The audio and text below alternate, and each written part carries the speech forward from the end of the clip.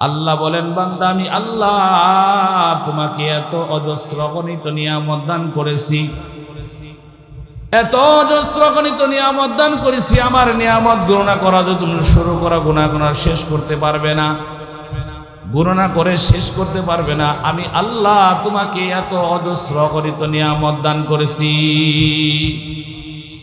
মুসলমান ভাইরা আমার, কথাগুলো দিলের কান দিয়ে শুনবেন, বোঝার চেষ্টা করবেন। আল্লাহ রাব্বুল আলামিন মানুষকে যত অজস্র গণিত নিয়ামত দান করেছেন, সমস্ত নিয়ামত ভোগের জন্য, সমস্ত নিয়ামতটাকে আমার দেহের মধ্যে ফিটিংয়ের জন্য। সব থেকে বড় জিনিস হলো আপনার আমার সেটা দরকার, সেটা হলো আপনার আমার হায়াত, ঠিক কিনা? আল্লাহ আমাকে মালের মালিক বানাইছে, আমার হায়াত নাই। মালের কোনো দাম আছে? কথা বলেন, মালের দাম আছে? আল্লাহ আমাকে গাড়ির মালিক বানাইছে, গাড়ির চালক নাই, গাড়ির মালক জীবিত নাই, গাড়ির দাম আছে? দাম নাই। আল্লাহ রাব্বুল আলামিন যত আপনাকে আমাকে নিয়ামত দান করেছেন, সমস্ত নিয়ামতের জন্য প্রথম যে শর্ত হলো আপনার আমার হায়াত। সমস্ত নিয়ামত ভোগের জন্য হায়াতের প্রয়োজন।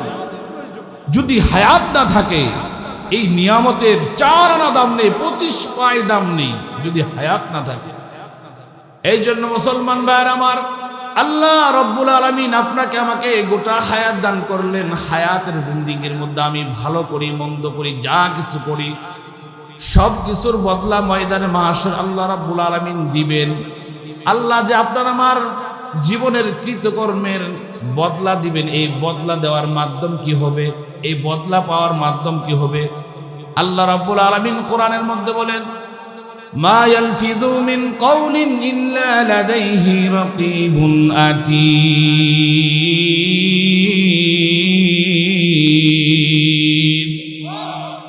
আল্লাহ রাব্বুল আলামিন বলেন, বান্দা তোমার হায়াতের জিন্দেগির মধ্যে, তোমার এই গোটা জিন্দেগির মধ্যে তুমি যা কিছু করবে, যা কিছু বলবে, যা কিছু করতেছো, সকল কিছুই এগুলো হিফাজতের জন্য, রক্ষণাবেক্ষণের জন্য আমি আল্লাহ একজন নিয়োজিত করে রেখেছি।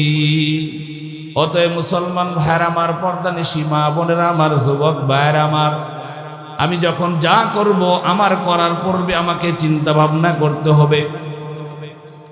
আমি আমার জবানে যা কিছু বলবো, জবান দ্বারা চিন্তা করতে হবে। জবানটাকে যখন আমি খুলবো, খোলার পূর্বে আমাকে চিন্তা করতে হবে যে জবান আমি খুললাম, আমার জবান দিয়ে কি বের হইতেছে। আমি জবান দিয়ে যে কথা বললাম, এই কথা বলার দ্বারা আমার দুনিয়ার কি পরিমাণ ফায়দা আছে, আখিরাতের কি পরিমাণ ফায়দা আছে। কারণ মালিকের দরবারে হাসরের ময়দানে আপনাকে আমাকে কাঠগড়ায় দাঁড়া করানো হবে। মালিক জিজ্ঞেস করবে, ও বান্দা, আমি তোমাকে এমন একটা সুন্দর জবান দিয়েছিলাম রে বান্দা, এই জবান দ্বারা তুমি কি বলেছ? জিজ্ঞেস করবে কিনা? আল্লাহ রাব্বুল আলামিন বলবে, বান্দা আমি তোমাকে এই জবান দিয়েছিলাম, জবান দ্বারা তুমি খুব আম্মারে খুব ভালো করে ডাকতা, তোমার বাচ্চাটাকে তুমি খুব আব্বু আব্বু বলে ডাকতা। বান্দা আমি তোমাকে এই কুদরতি একটা জবান দিলাম, যেই জবানের দ্বারা তুমি তোমার মনের আশাগুলো, মনের আকাঙ্ক্ষাগুলো, মনের বিষয়গুলো ব্যক্ত করতে পারি কিনা?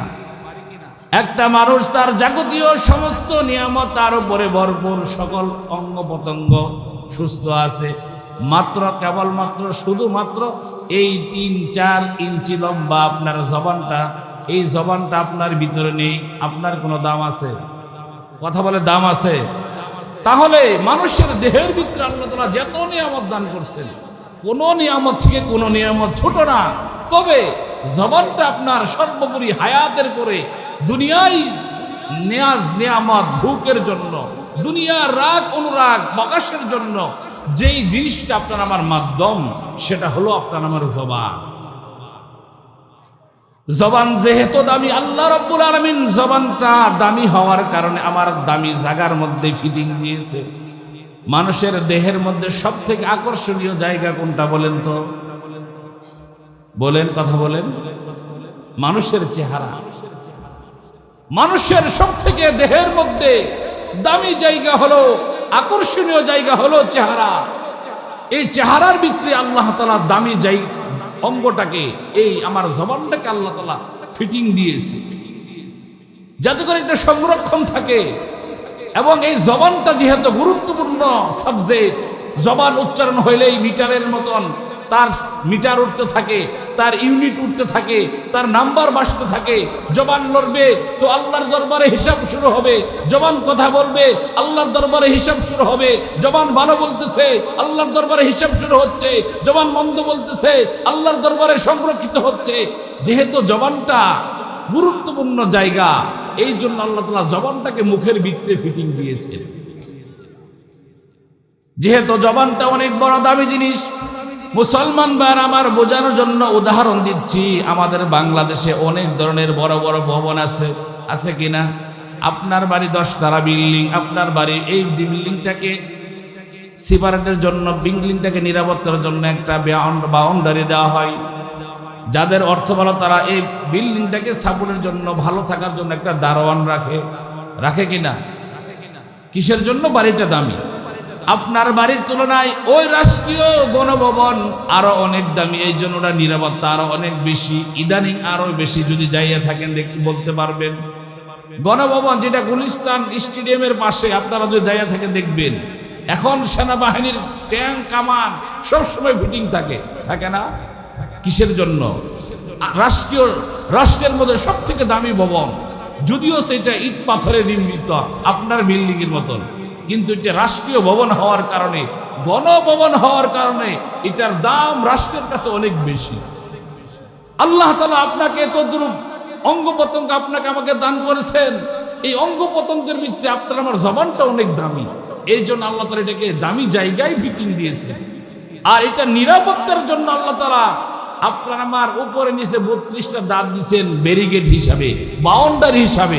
আল্লাহর কুদরত দিয়ে চিন্তা করবেন মিয়া, তাহলে ঈমান বাড়বে। আল্লাহ রাব্বুল আলামিন এই জবানটাকে দামি জায়গায় ফিটিং দিলেন, এই জবানটাকে নিরাপত্তার জন্য। এই জবানটা যেন আজেবাজে কাজে না ব্যয় হয়, ওই বাউল সরকারের মতন যেন জবানটা আল্লাহকে গালি না দেয়। এই জবান যেন আবুল সরকারের মতন ভ্রান্তকর অসভ্য বাউলের মতন কথাবার্তা না বলে। এই জন্য আল্লাহ রাব্বুল আলামিন আপনাকে আমাকে 32টা দাঁতের ব্যারিকেড দিয়েছেন, বাউন্ডারি দিয়েছেন। এবং আল্লাহ রাব্বুল আলামিন সাথে সাথে কোরআনের মাধ্যমে, নবীর মাধ্যমে গোটা মানব জাতিকে অবগত করেছেন। মানব জাতি, এই তোমার জবান দিয়ে তুমি যা কিছু বলবে সবকিছু সংরক্ষণ হচ্ছে। ময়দানে মাশরে তোমার প্রতিটি কথার বিনিময় আমি আল্লাহ তোমাকে দান করব। রাসূল বলেন, জবান দ্বারা তুমি একবার সুবহানাল্লাহ বলেছো, সকলে জবান খুলে বলেন সুবহানাল্লাহ। নবী আমার হাদিসের মধ্যে বলেন, পয়গম্বর আমার হাদিসের মধ্যে বলেন, উম্মত এই জবান দ্বারা তুমি একবার সুবহানাল্লাহ বলেছো, তোমার জন্য জান্নাতে একটা গাছ রোপণ করা হয়ে গিয়েছে। নবী আমার বুখারীর সর্বশেষ হাদিসে বলেন, কালিমাতানে হাবিবাতানে ইলার রহমান খাফিফাতানে আলাল লিসান সাকিলাতানে ফিল মিজান।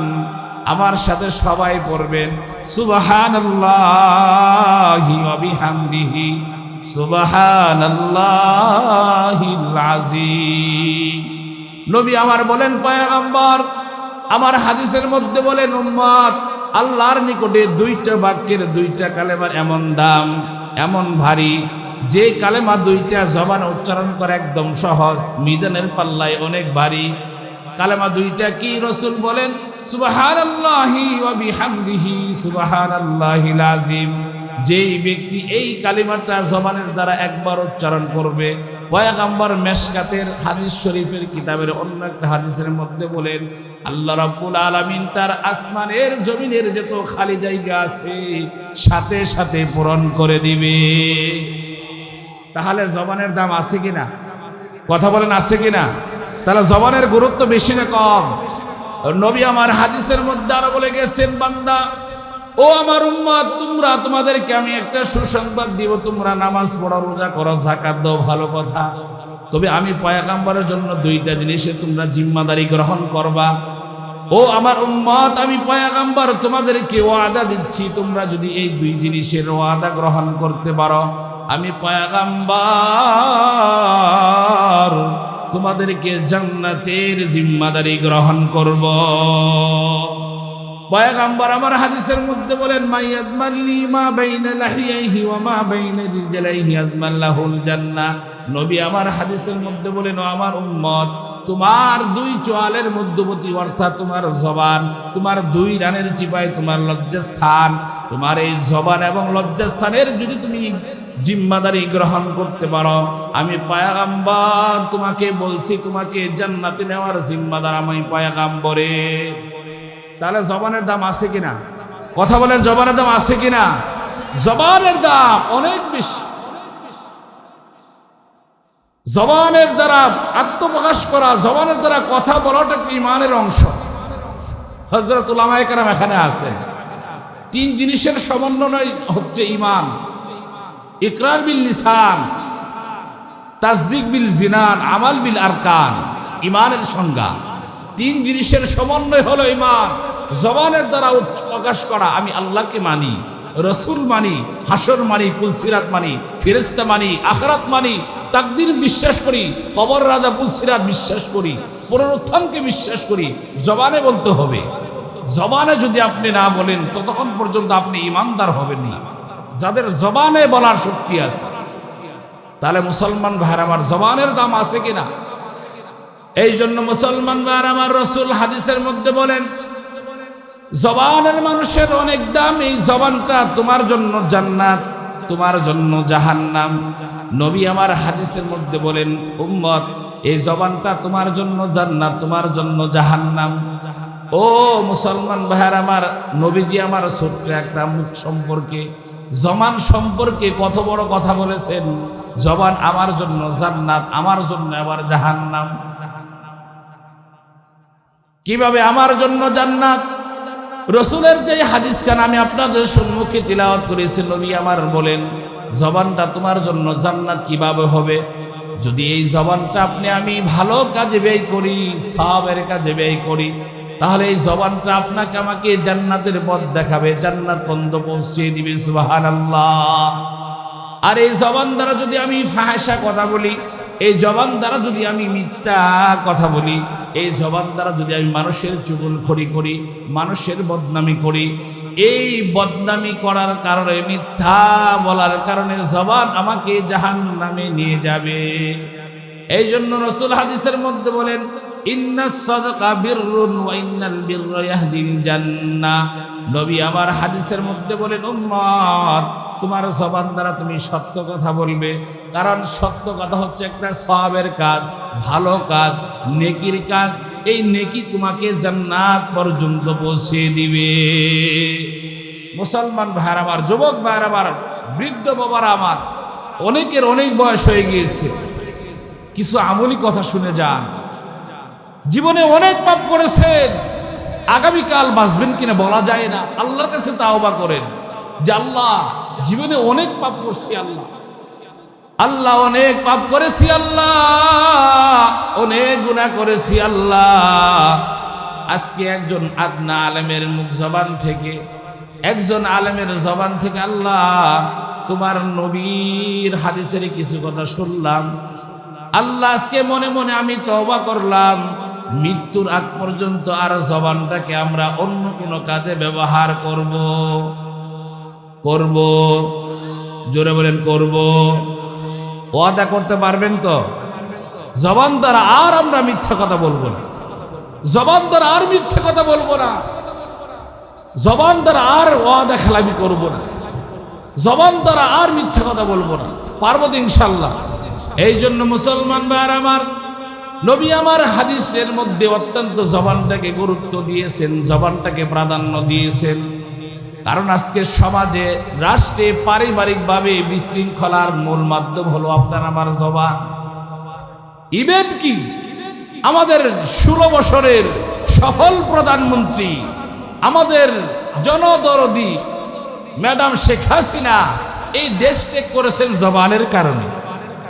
কথা ঠিক না বেঠিক? কথা বলেন, ঠিক না বেঠিক?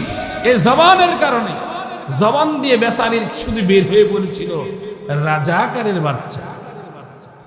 কথা বলেন না? ঠিক কি না? জবান দিয়ে বের করেছিল শুধু রাজাকারের বাচ্চা। এই জবান দ্বারা রাজাকারের বাচ্চা শব্দটাই ওনার জন্য কাল হয়ে দাঁড়াইছে। নিজের মাতৃভূমি, নিজের রাষ্ট্রভবন, নিজের বাসভবন, নিজের এত সমৃদ্ধ সবকিছু ছেড়ে উনি আজকে দিল্লির বড়বাসের মধ্যে আছে। কিসের জন্য? কথা বলেন, কিসের জন্য? জবানের জন্য।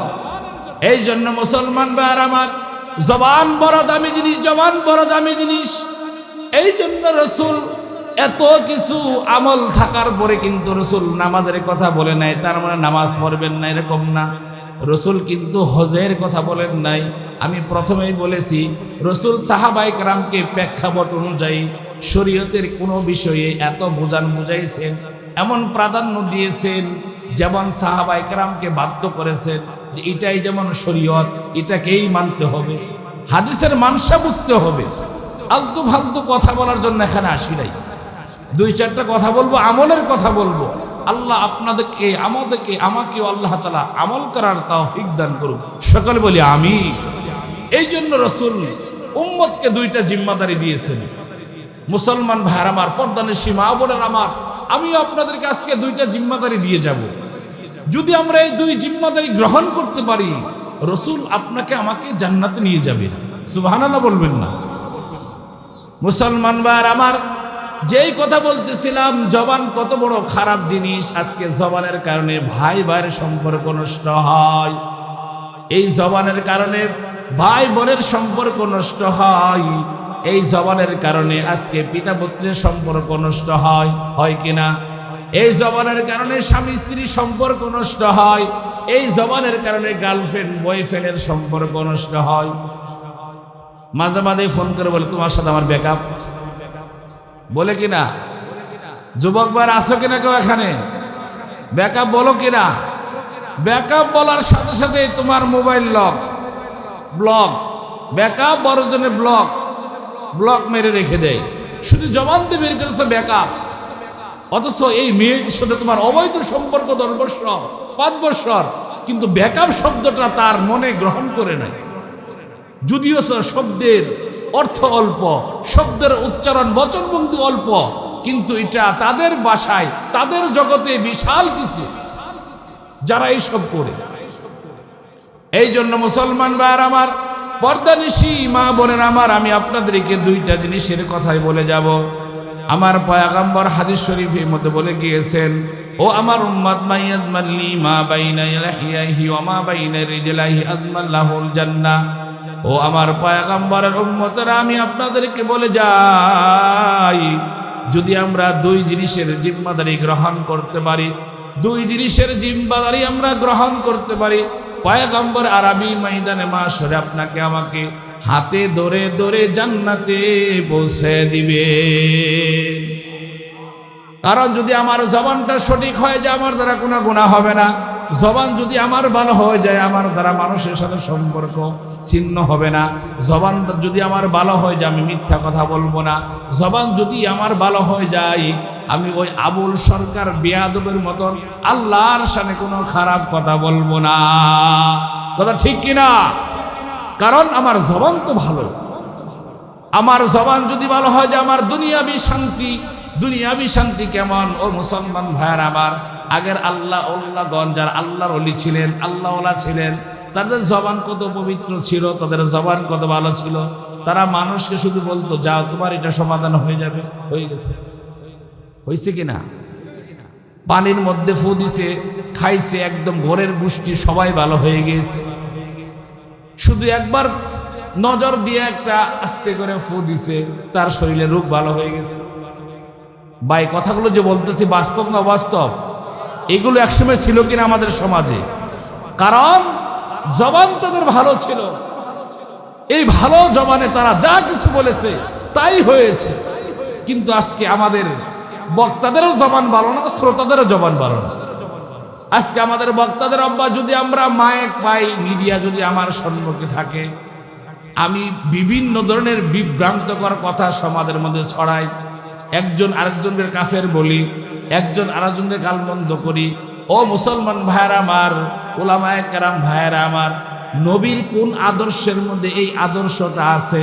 তুমি পাবলিক প্লেসে অন্য কোনো মানুষের, যে মানুষটা দিন শরীয়ত মানে, যে মানুষটা আল্লাহকে মানে, যে মানুষটা আমাদের কেবলা মানে, যে মানুষটা আমাদের নামাজ মানে, যে মানুষটা আমাদের নবী মানে, যে মানুষটা আমাদের কোরআন মানে, তাকে তুমি প্রকাশ্যে দিবালোকে গালমন্দ করবা।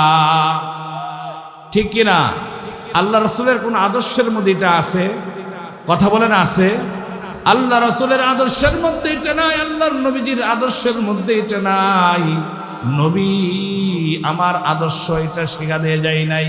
আমার আপনার নবীকে কত মক্কার ইহুদিরা কত লাঞ্ছনা বঞ্চনা করেছেন, নবীকে কত গালমন্দ দিয়েছেন, নবীকে কত কষ্ট দিয়েছেন, তারপরও নবী আমার নবী আপনার নবী প্রতিশোধ নিবে তো দূরের কথা, হাতটা তুলে জবান খুলে বদদুয়া পর্যন্ত করে নাই।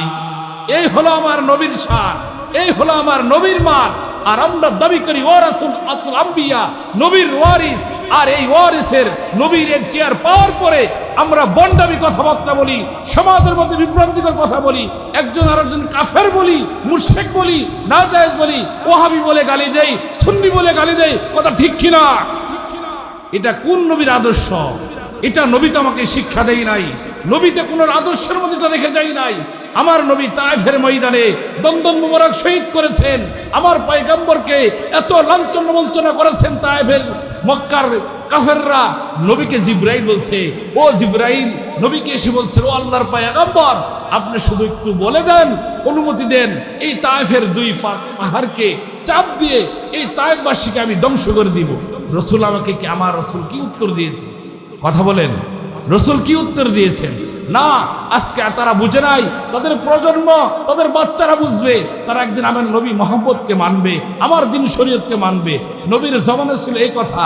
আর ভাই তুমি আলেম দাবি করো, তুমি সুন্নি আলেম দাবি করো, তুমি ওহাবি আলেম দাবি করো, তুমি হইসা আলেম, নিজেকে আলেম মনে করো, কিন্তু মায়ের পাওয়ার পরে আরেকজন আলেমকে তুমি কিভাবে কাফের বলো, একজন মুসলমানকে তুমি কিভাবে গালমন্দ করো? এটা কোন নবীর আদর্শ হলো? কথা বলেন, নবীর আদর্শ হলো? এই সমস্ত বক্তাদের আমরা বয়কট করবো, পারবো কিনা ইনশাল্লাহ? কারণ আমরা তো টাকা খরচ করে গীবত শুনতে আসি নাই। মুরব্বি ওরা চুপ করে আসেন কেন? আমরা এত টাকা খরচ করে গীবত শুনতে আসছি, হ্যাঁ, গুনার করার জন্য আসছি।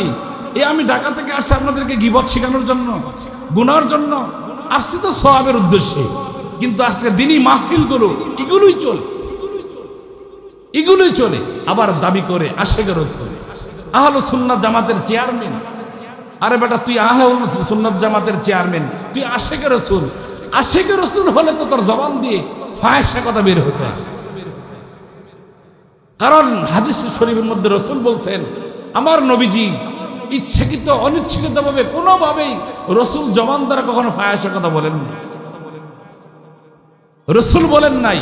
কিন্তু তুমি দাবি করতেছ আমি ওয়ারাসাতুল আম্বিয়া, কিন্তু তুমি মাইক পাওয়ার পরে তুমি সমাজের মধ্যে বিভ্রান্তিকর কথা ছড়াচ্ছ। এটা তো রাসূলের আদর্শ না। আপনারা কি আমার কথা রাগ করছেন? আমার কথাগুলি কি সত্য? আজকে এগুলো হচ্ছে না ভাই, এগুলোই হচ্ছে। আজকে দিনই মাহফিল গুলো যেই কথা বলতেছিলাম, কথাটা কোত্থেকে আসছে? যে আগের পীর মাশায়েখগণ, আল্লাহর ওলিগণ জবান দ্বারা ফু দিলে মানুষের রূপ ভালো হয়ে যেত। কিসের জন্য? তাদের জবান ভালো ছিল। এখন আপনারা শ্রোতাও যেমন, বক্তাও তেমন।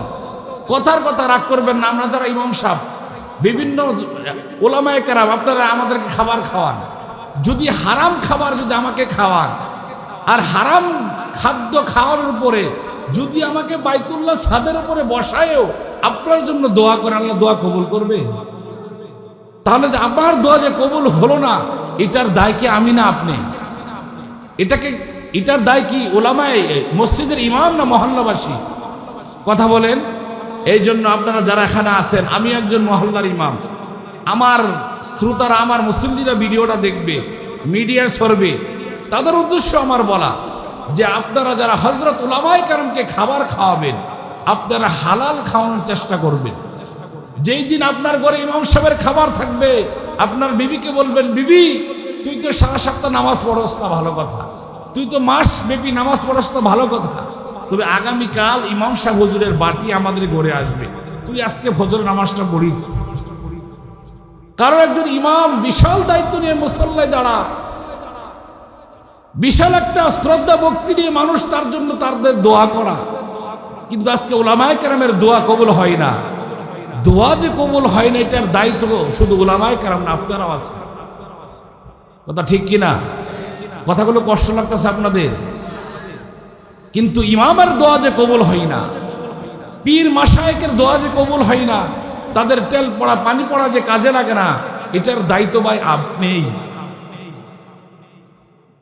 এই জন্য মুসলমান ভাইরা আমার, রসুলের হাদিসের মানসা বিশাল বড়। রসুল সারা গোটা উম্মতকে মেসেজ দিচ্ছেন, ও আমার উম্মতেরা, দুই জিনিসের জিম্মাদারি গ্রহণ করবে, এই দুই জিনিসের হিফাজত করবে। এই দুই জিনিসের হিফাজতের বরকতে আমি পয়গম্বর তোমাদেরকে বলে যাচ্ছি, ময়দানে মাহশরে যেই জান্নাতের জন্য তোমরা এত কষ্ট মুজাহাদা করে আছো, সেই জান্নাতে আমি রসুল তোমাদেরকে সুপারিশ করে করে জান্নাতে ঢুকিয়ে দিব। তাহলে আমরা আল্লাহ রসুলের সুপারিশ পাইতে চাই কি চাই না? তাহলে আমাদের কি করতে হবে? কি করতে হবে? আজকে ওয়াজের সারমর্ম কি? দুই জিনিসের হিফাজত আমরা করব। পারবো তো? পারবো তো ইনশাল্লাহ। কি কি? জবান দ্বারা মিথ্যা কথা বলেন, জবান দ্বারা মিথ্যা, জবান দ্বারা মিথ্যা বলবো না, লজ্জাস্থানের হিফাজত করব ইনশাল্লাহ। যদি আমার এই দুই জিনিস হিফাজত থাকে, আল্লাহ এই দুই জিনিসের হিফাজতের বদলতে আল্লাহ বাকি আমলগুলো আমাকে সঠিক করে দিবে, শুদ্ধ করে দিবে। ওমা তাওফিকি ইল্লা বিল্লাহ। মুসলমান ভাই আমার বলতেছিলাম, জবান আপনার আমার জন্য খুব গুরুত্ব সাবজেক্ট। আল্লাহ তাআলা মুখ দিয়েছেন, মুখ দিয়ে কথা বলবেন, ভালো কথা। কিন্তু আমি যখন এই জবান দ্বারা কথা বলবো, কথা বলার পরে চিন্তা করতে হবে যে আপনার আমার জন্য জবান দ্বারা কথা বলা দ্বারা ফায়দা কি। আল্লাহ রাব্বুল আলামিন কোরআনের মধ্যে বলে দিয়েছেন, লা ইগাদিরু সাগীরাতান ওয়ালা কাবীরাতান ইল্লা আহসাহা।